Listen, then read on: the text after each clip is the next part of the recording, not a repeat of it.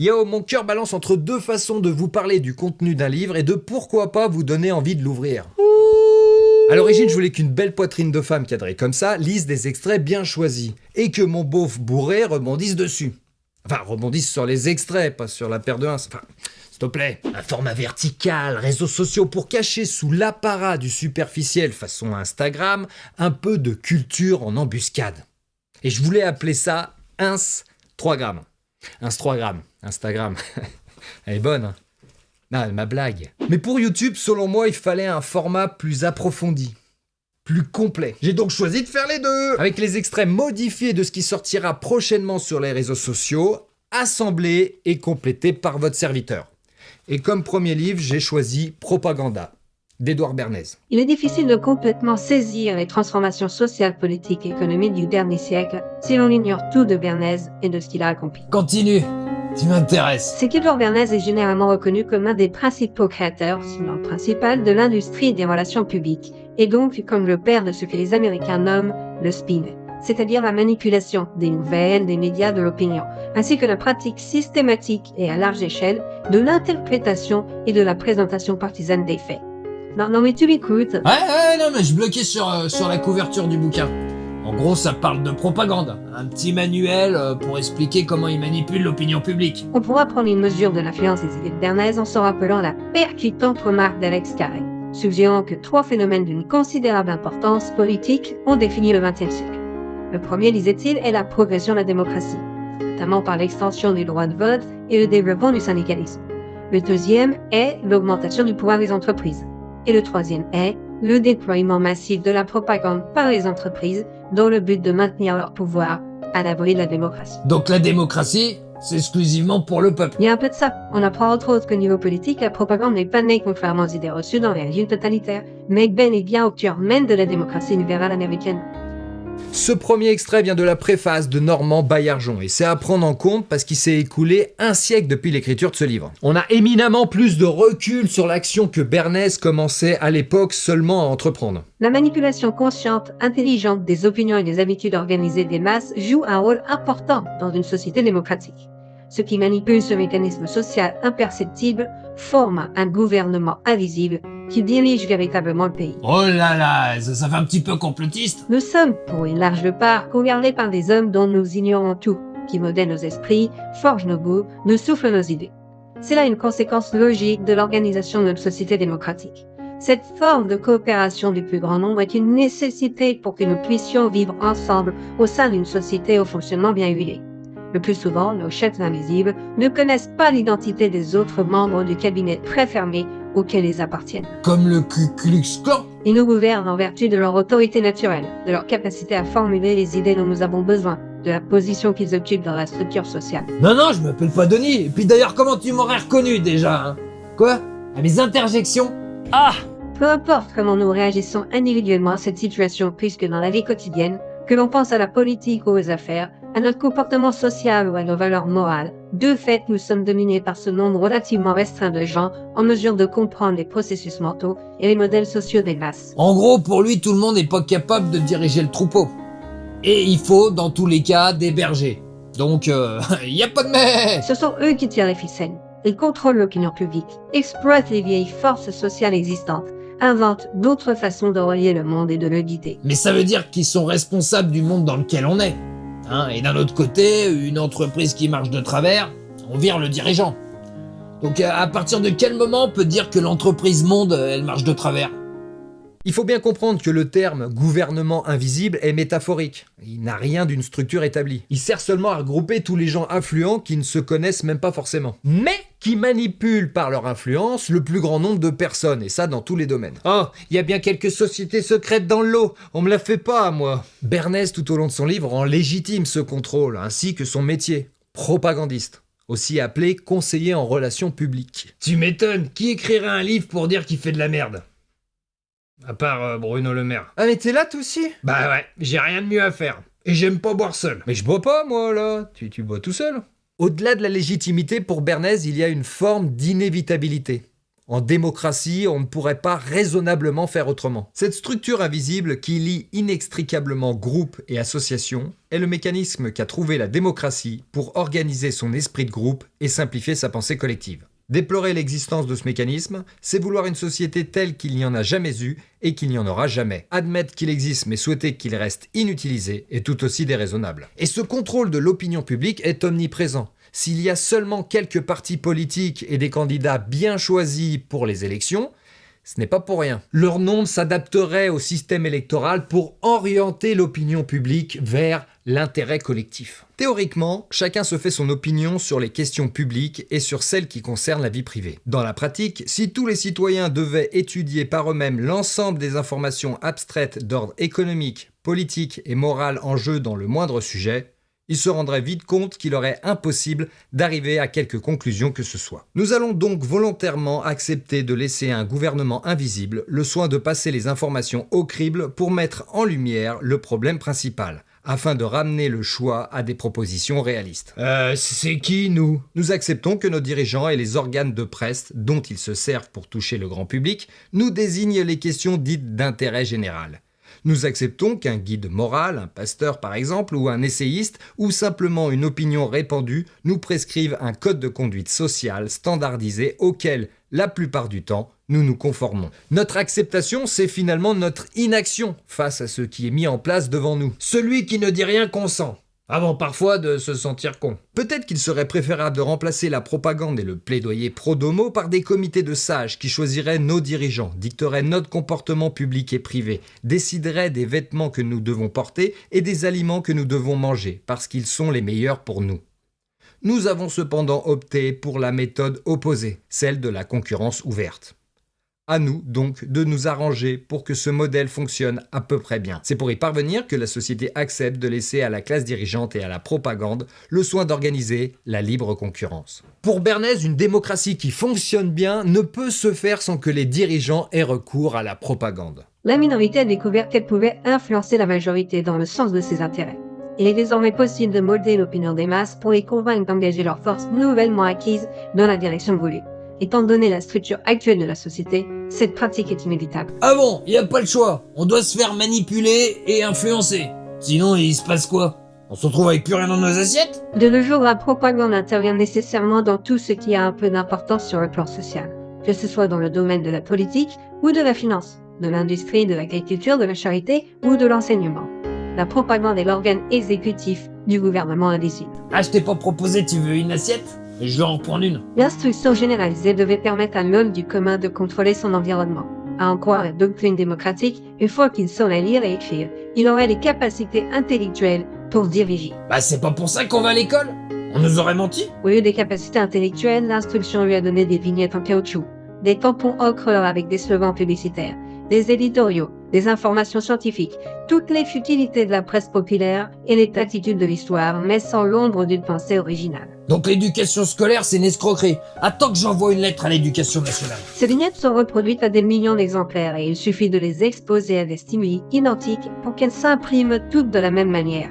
Le mécanisme qui permet la diffusion à grande échelle des idées a un nom, propagande.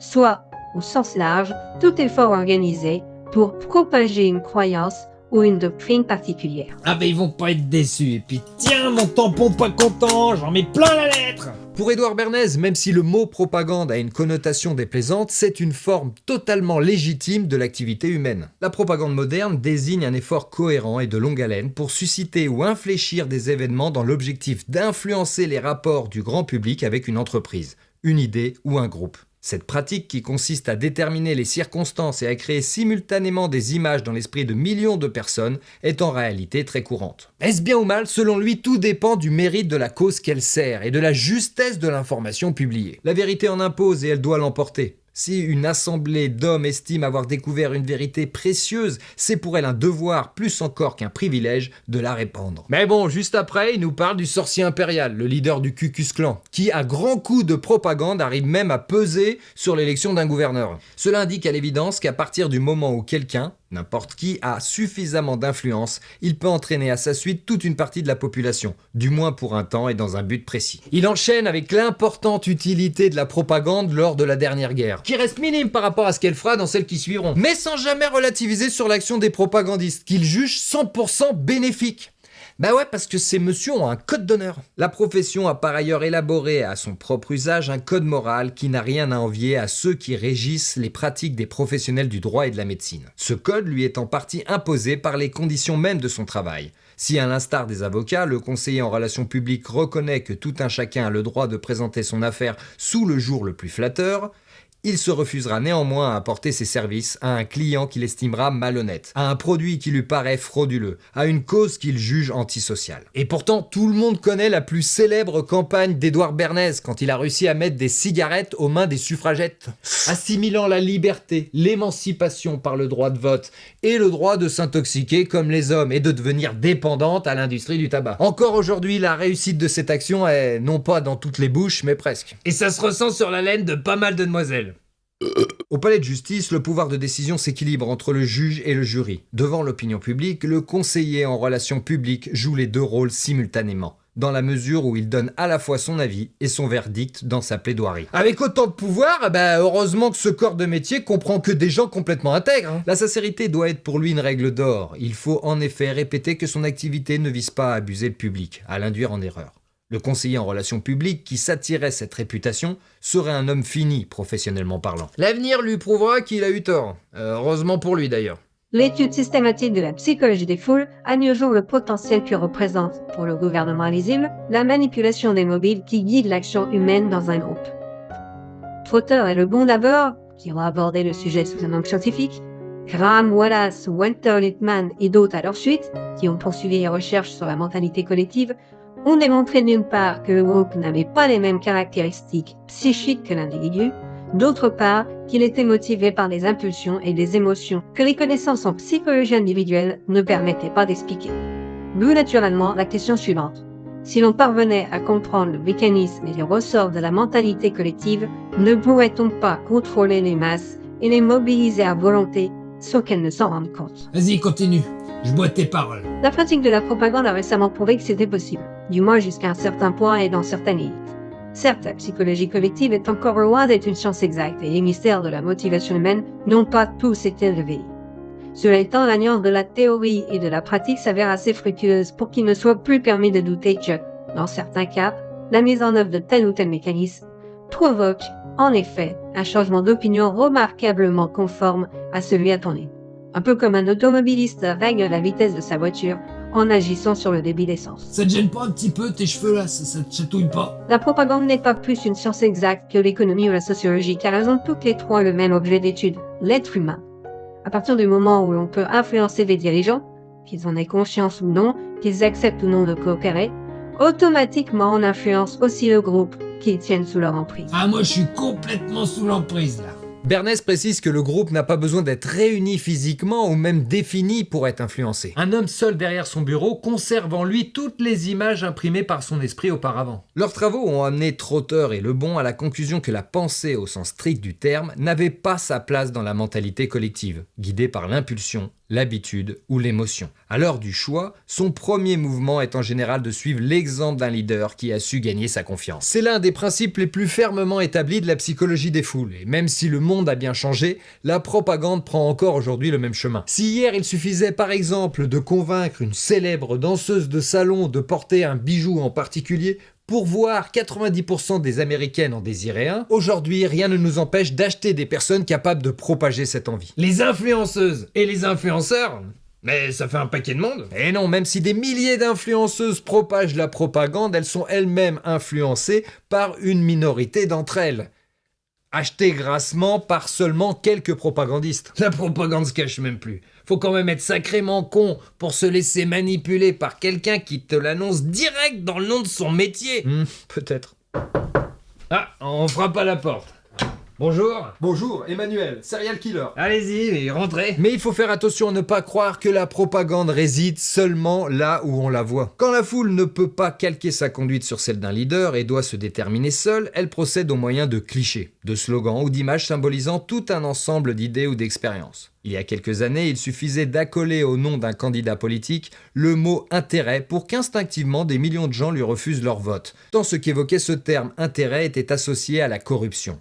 Plus près de nous, le mot bolchevique a rendu un service du même ordre à ceux qui voulaient effrayer le grand public pour le détourner d'une ligne d'action. Et si c'était pas des bolcheviques, c'était pareil ? Aujourd'hui, ça serait plutôt extrême droite ou extrême gauche, les termes. Nazis, racistes, complotistes, anti-vax, pro-russes, islamistes. Les propagandistes réussissent parfois à faire basculer tout un magma d'émotions collectives en jouant sur un vieux cliché ou en forgeant un nouveau. Plus globalement, quand tous les médias se mettent à utiliser les mêmes termes pour dénigrer ou au contraire pour sublimer une personne, comme Macron en 2017, il y a anguille sous roche. Et il y a malheureusement trop peu de monde pour y déceler de la propagande. Les hommes prennent rarement conscience des raisons réelles au fondement de leur action. Monsieur Tout-le-Monde croit qu'il a décidé de l'achat de sa voiture en connaissance de cause, après avoir minutieusement comparé les caractéristiques techniques des différents modèles proposés sur le marché. On peut sans grand risque d'erreur affirmer qu'il se leurre. Il y a des études qui ont montré que les conducteurs et les conductrices avaient souvent des caractéristiques psychologiques en commun quand ils conduisaient le même style de voiture. Moi, perso, je conduis une épave. Je me demande ce que ça veut dire. Il nous arrive de désirer telle chose, non parce qu'elle est intrinsèquement précieuse ou utile, mais parce que inconsciemment, nous y voyons un symbole d'autre chose dont nous n'osons pas nous avouer que nous le désirons. Ah, c'est vrai, Bernays, c'est le neveu de Freud. Ça se sent un petit peu. Ce grand principe voulant que nos actes soient très largement déterminés par des mobiles que nous dissimulons vaut autant pour la psychologie collective que pour la psychologie individuelle. Le propagandiste soucieux de réussir doit donc comprendre ces mobiles cachés, sans se satisfaire des raisons que les individus avancent pour justifier leur comportement. À cet égard, il ne suffit pas de bien connaître la mécanique sociale, le jeu des regroupements, des clivages et des allégeances. Un ingénieur a beau tout savoir des cylindres et des pistons d'une locomotive, il ne pourra pas la faire démarrer s'il ignore comment la vapeur réagit à la pression. La vapeur qui fait tourner la machine sociale, ce sont les désirs humains. Ce n'est qu'en s'attachant à les sonder que le propagandiste parviendra à contrôler ce vaste mécanisme, aux pièces main emboîtées que forme la société moderne. Ouais, la société moderne est faite de pièces mal emboîtées, ce qui fait qu'on finit déboîté. Man. Avant Bernays, le propagandiste s'en tenait à une doctrine très simple. Un stimuli souvent répété finit par créer une habitude. Une idée souvent réitérée devient une conviction. La stratégie résidait dans le matraquage, et ça marche toujours. CIC parce que le monde bouge, Carglass répare, Carglass remplace. Il est fou, Afflelou, il est fou. Décathlon, à fond la forme. Mercurochrome, le pansement des héros. Champomy, sans alcool, la fête est plus folle. Réveillez le lion qui est en vous. What else? Après Bernays, le propagandiste va se demander quels sont ceux qui, de par leur position, influencent le plus nos habitudes. Des pâtes, oui mais des panzani. Tout le monde se lève pour Danette. Pierre Martinet, le traiteur intraitable. Kiri, le fromage des gastronomes en culotte courte. Y'a bon Banania, le fin du fin. C'est Plantafin. Actimel renforce vos défenses naturelles. Aujourd'hui, parce qu'il comprend la structure de la société et les principes de la psychologie collective, le responsable des ventes se demandera d'abord quels sont ceux qui, de par leur position, influencent nos habitudes alimentaires. La réponse coule de source, les médecins. Ce vendeur d'un nouveau type suggérera alors au corps médical de se prononcer publiquement sur les effets salutaires de la consommation du bacon. Il sait avec une certitude mathématique, parce qu'il connaît la dépendance psychologique des patients vis-à-vis de leur médecin, que la plupart des gens se rangent aux avis de la faculté. C'est pas pour rien qu'on se tape souvent des médecins sur nos chaînes d'infos. Toujours les mêmes, parce qu'il faut quand même qu'ils acceptent de propager la propagande d'État. Ah, comme ces médecins de plateau qui venaient nous dire que boire son café assis, ça permettait d'éviter le Covid. Il faut croire qu'il circulait à 1m50. On voit bien avec l'exemple du bacon que la vérité qu'il souhaite propager via la propagande sert avant tout les intérêts d'un client. Et pour l'anecdote, Bernays est le père du petit déjeuner copieux. Avec du bacon, bien entendu. Le propagandiste moderne va donc entreprendre de créer les circonstances à même de changer cette vogue. Quelques années après l'écriture du livre, Edward Bernays va travailler pour l'Aluminium Company of America, qui produisait des déchets toxiques contenant du fluorure qui empoisonnait l'eau à côté de leurs usines. Grâce à l'appui des médecins, il va réussir à convaincre les autorités et le public que l'ajout de fluorure dans l'eau en petite quantité est bénéfique pour la santé dentaire. Quid des effets secondaires et autres problèmes de santé publique quand il y en a trop. Par exemple, à côté de leurs usines. Qui aurait pu parier que ne pas boire une goutte d'eau du robinet pouvait être bénéfique pour la santé? En résumé, Bernays s'évertue à faire croire aux vertus d'un produit. Il cherche non plus à le vendre, mais pousser le public à aller chercher le produit. En faisant croire que dans ce produit, il y a la santé, la liberté ou le progrès social. Les liens entre le monde de l'entreprise et l'opinion publique ont commencé à se resserrer il y a plus de 10 ans. À l'heure actuelle, l'entreprise traite le grand public en associé. 10 ans pour lui, c'était dans les années 20. Donc pour nous, ça fait longtemps. Les entreprises ont en effet réalisé que leur relation avec le grand public, loin de se limiter à la fabrication et à la vente de produits donnés, leur imposait de se vendre elles-mêmes, avec tout ce qu'elles représentent dans l'esprit des gens. Ah ouais, d'où le greenwashing. Polluer, c'est mal vu, donc nous, on pollue avec un logo vert. 20 ou 25 ans plus tôt, elles géraient leurs affaires sans se soucier de l'opinion. S'ensuivit une période de scandale au cours de laquelle celles qui se retrouvèrent sur la sellette se virent accusées d'innombrables péchés qu'elles n'avaient pas toujours commis. Ils ont pas dû bien retenir la leçon, parce que des scandales, il y en a encore. Devant cette vague d'indignation collective, les grandes firmes durent renoncer à soutenir que leurs affaires ne regardaient qu'elles. Si aujourd'hui, elles et d'autres tentaient de bâillonner l'opinion, la réaction à laquelle on a assisté il y a 20 ans se reproduirait et l'opinion se dresserait contre l'entreprise pour essayer de l'étrangler avec des lois restrictives. Les milieux d'affaires sont bien conscients de la prise de conscience du public et cette situation encourage une coopération saine. Coopération saine via la propagande quand même. Le resserrement des liens s'explique aussi indubitablement par les divers phénomènes auxquels donne lieu la production de masse. Celle-ci n'est rentable que pour autant qu'elle se tienne sans rythme. Autrement dit, continue à vendre ce qu'elle fabrique en quantité constante ou croissante. En conséquence, contrairement à ce qui se passait il y a un siècle, quand la demande crée l'offre de par les méthodes artisanales d'un système de production organisé en petites unités, de nos jours, c'est l'offre qui doit s'efforcer de créer une demande à sa mesure. Un industriel potentiellement capable de fournir un produit précis à tout un continent ne peut pas se permettre d'attendre le client.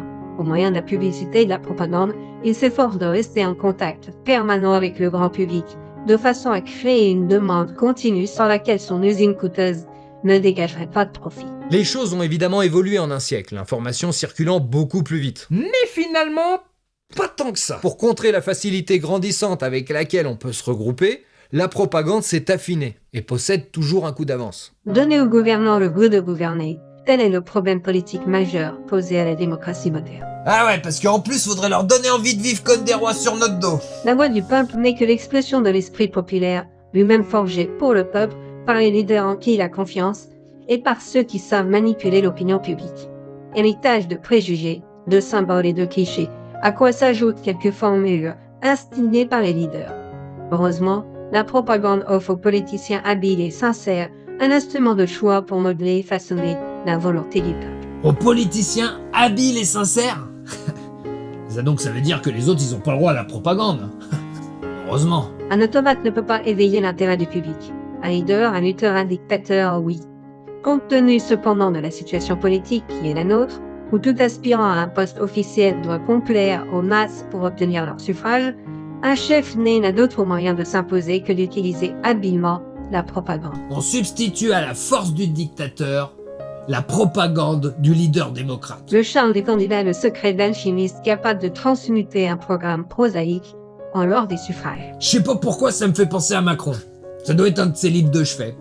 Ou alors le livre de chevet de ceux qui nous l'ont filé. Si qu'il que soit cet homme qui, pour une raison ou pour une autre, enflamme l'imagination du pays, il est tout de même moins important que le parti et les objectifs définis en son sein. Va dire à Macron qu'il était moins important que son parti En Marche, à qui il a donné ses initiales, le melon. Un plan de campagne bien conçu devrait mettre en avant non pas la personnalité du candidat, mais sa capacité à réaliser le programme du parti et le contenu même de ce programme. Ah, il faut croire que Macron il a pas lu le livre jusqu'au bout, parce qu'il y avait ni vrai parti ni programme derrière ce rigolo. Notre démocratie ayant pour vocation de tracer la voie, elle doit être pilotée par la minorité intelligente qui sait enrégimenter les masses pour mieux les guider. Ah ouais, en gros ce livre il sert de caution à tous les cons qui ont le melon. T'es super intelligent, c'est à toi de diriger une flopée de crétins, de toute façon quoi que tu fasses ce sera mieux que si c'était un autre parce que t'es super intelligent, c'est à toi de diriger une flopée de crétins. En victoire, hein.